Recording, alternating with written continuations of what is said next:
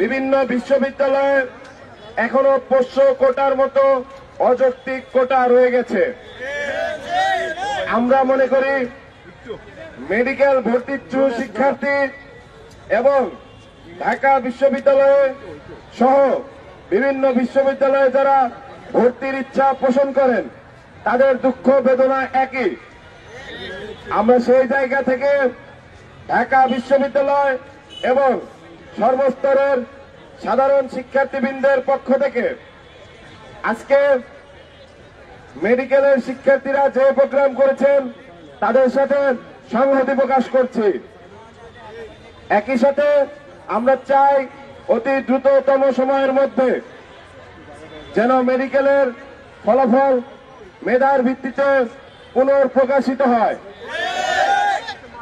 একই সাথে ঢাকা বিশ্ববিদ্যালয় সহ অন্যান্য বিশ্ববিদ্যালয়ে পোষ্য কোটা সহ অন্যান্য যে সমস্ত অযৌক্তিক কোটা রয়েছে 24-এর গণ অভ্যুত্থান পরবর্তী বাংলাদেশে অতি দ্রুত সময়ের মধ্যে সেগুলোকে বাতিল করতে হবে। ধন্যবাদ সকলকে। আমি জানি না আমি তাকে কি বলে সান্ত্বনা দিব।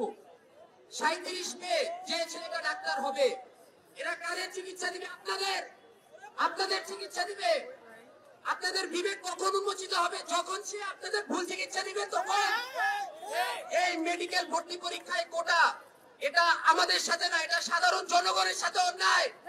এই অন্যায়ের বিরুদ্ধে আমরা দাঁড়াবো। আমাদের সাথে আপনারা থাকবেন, কারণ এই ডাক্তার যারা এই 37 মে চান্স পেয়েছে এরা আপনাদের চিকিৎসা দিবে। আপনাদের ভুল চিকিৎসা দিলে এটা দায়ভার কারা নিবে? কেউ যদি মারা যায় এটা দায়ভার কারা নিবে? আপনারা কেন এখনো বুঝতেছেন না যে বিষয়টা কতটা বড়? আপনারা দয়া করে রাজপথে আসেন এবং এর বিরুদ্ধে নামেন। আমরা এই ফলাফল মানি না, আমরা এই ফলাফলের পুনঃপ্রকাশ চাই। আপনারা আমাদের সাথে থাকবেন। ধন্যবাদ সবাইকে। আসসালামু আলাইকুম। কেউ কিভাবে ঢাকা মেডিকেলে পড়ার সুযোগ পায় অথবা ঢাকার কোনো মেডিকেলের ভিতরে পড়ার সুযোগ পাচ্ছে? তো এত কষ্ট করে আমরা যে জুলাইয়ের আন্দোলনে এই যে এত কিছু হলো, তাহলে জুলাইয়ের আন্দোলনকে আমরা কি আসলেই সার্থক বলতে পারবো? আমরা যে বলি যে আমাদের বাংলাদেশ এখন রিফর্ম হচ্ছে, আসলে এই রিফর্মেশনের মধ্যেও কিন্তু অনেক গলদ রয়ে গেছে, ঠিক কি না? তো এই জন্য আমাদের আজকে এখানে আসার মূল উদ্দেশ্যটাই হচ্ছে এই যে মুক্তিযোদ্ধা কোটা নিয়ে প্রত্যেকবার অ্যাডমিশন টেস্টে এই সমস্যাটা হয়। কোটার দরকারটা কি আমাদের মেডিকেলে? মুক্তিযোদ্ধা কোটার কোনো আদৌ কি কোনো প্রয়োজন রয়েছে?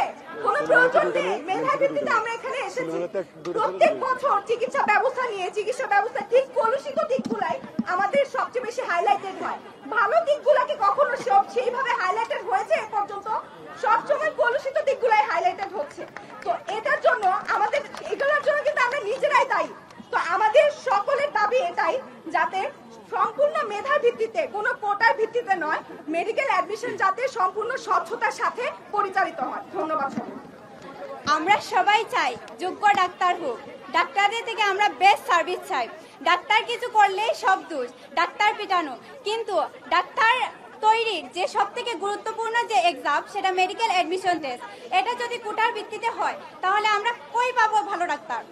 এখানে হচ্ছে যেই জায়গায় আমাদের হচ্ছে কাটমার্ক হচ্ছে 73.5, ওই জায়গায় 71-এ ঢাকা মেডিকেল কলেজে চান্স পাচ্ছে। যেই জায়গায় মেডিকেল অ্যাডমিশন টেস্টে পাস মার্ক 40, ওই জায়গায় 37 পেয়ে সরকারি মেডিকেলে চান্স পাচ্ছে। তো এখানে কি বৈষম্য শিকার হচ্ছে না? কই 37 এন্ড কই হচ্ছে 73, অনেকেই চান্স পায় নাই 73.5 নাম্বার পেয়েও। তো আমরা এর বিচার চাই। ধন্যবাদ সবাইকে। আচ্ছা, আমাদের জুলাই যে আন্দোলনটা হয়েছিল সেটার মেইন নামটাই ছিল হলো বৈষম্য বিরোধী আন্দোলন। তো এখনো যদি আমাদের মধ্যে বৈষম্য থেকে যায় তাহলে সেই আন্দোলনের ভাবমূর্তি আমরা কতটা মেনে রাখতে পেরেছি সেটা প্রশ্নবিদ্ধ থেকে যায়। মেডিকেল ভর্তি পরীক্ষা আমাদের জন্য আবেগের একটা পরীক্ষা। আমরা অনেকেই দেখি, অনেকেই শুধুমাত্র মেডিকেল একটা সিটের জন্য সেকেন্ড টাইম দেয়। একটা বছর আমরা নষ্ট করি। এই বছর আমাদের কাটমার্ক ছিল 72.5। আমার নিজেরই একটা বান্ধবী, সে এই বছর একটা বছর গ্যাপ দিয়ে শুধুমাত্র মেডিকেলে ভর্তি একটা সিটের জন্য সারাটা বছর গ্যাপ দিয়ে আবার পরীক্ষা দিয়েছে। সে 71 পেয়েও কোনো সিট পেতে পারে নাই। সেখানে একটা মেয়ে, একটা স্টুডেন্ট 71 পেয়েও কিভাবে ঢামেকের একটা সিট নিজের করে পেতে পারে সেটা প্রশ্ন রেখে যায়।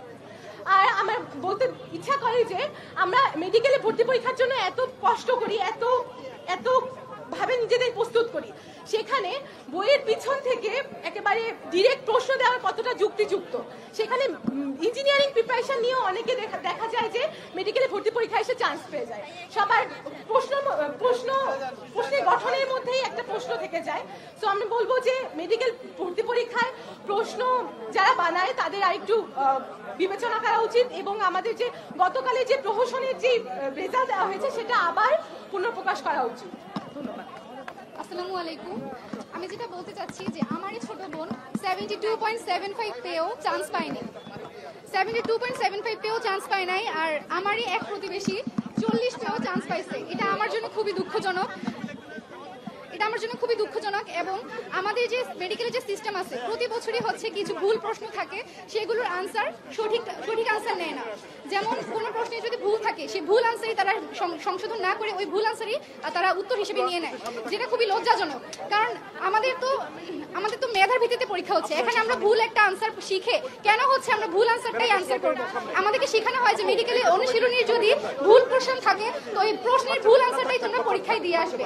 এটা আমরা চাই না। আমরা চাই আমাদের প্রশ্নের আনসার যাতে সংশোধন হয়, আর আমাদেরকে যাতে 100টা প্রশ্নেরই আনসারটা কি এই আনসারটা যাতে আমাদেরকে বলা হয়। কেন 100টা প্রশ্নের আনসার তো বলাই যায়, তারা যখন আনসারটা নেয় সেই আনসারের উত্তরটা আমাদেরকে বলাই যায়, তাহলে স্টুডেন্টের মধ্যে কোনো দ্বিধাদ্বন্দ্ব থাকে না যে আসলে এই প্রশ্নের উত্তর কি এটা হবে নাকি এটা হবে। তাহলে আমাদের মধ্যে কোনো এটাও থাকে না, সন্দেহ থাকে না যে আমাদের কিভাবে 2 মার্ক চলে গেল, কিভাবে 2 মার্ক কম আসলো, কিভাবে 2 মার্ক বেশি আসলো।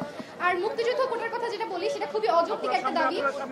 5% মেডিকেলের মতো ভর্তি যুদ্ধের মধ্যে 5% মুক্তিযোদ্ধা কোটা, সেটা আমাদের জন্য লজ্জাজনক। 5% কোটা কিন্তু হিউজ। এখন একটা স্টুডেন্ট যে 8 মার্কই হচ্ছে 73 পাস, সেখানে সে 40 পেয়ে চান্স পাচ্ছে, আর একটা স্টুডেন্ট 73 পেয়ে চান্স পাচ্ছে না, সে কিভাবে এই জিনিসটা মেনে নিবে? আমি হলেও মানতে পারতাম না। তার প্রতি আমার সমবেদনা জানাই, এবং আমাদের মেডিকেল ভর্তি পরীক্ষার যে সংস্কার হোক সেটাই আমার দাবি। আমাদের মেডিকেল ভর্তি পরীক্ষার প্রশ্নপত্র সিস্টেম সংস্কার হোক, সেটাই আমি হচ্ছে